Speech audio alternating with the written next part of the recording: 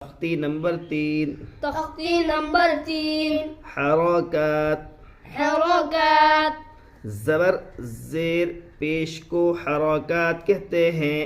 زبر زیر پیش کو حرکات کہتے ہیں. زبر زیر پیش کو جلدی پڑھیں تھوڑا بھی نہ کھینچیں. زبر زیر پیش کو جلدی پڑھے تھوڑا بھی نہ کھینچے. الف ہمیشہ خالی ہوتا ہے. الف ہمیشہ خالی ہوتا ہے. جو الف خالی نہ ہو وہ حمزہ ہے.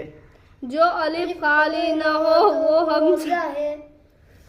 جو الف خالی نہ ہو وہ حمزہ ہے. جو الف خالی نہ ہو وہ حمزہ ہے. وہ حمزہ ہے.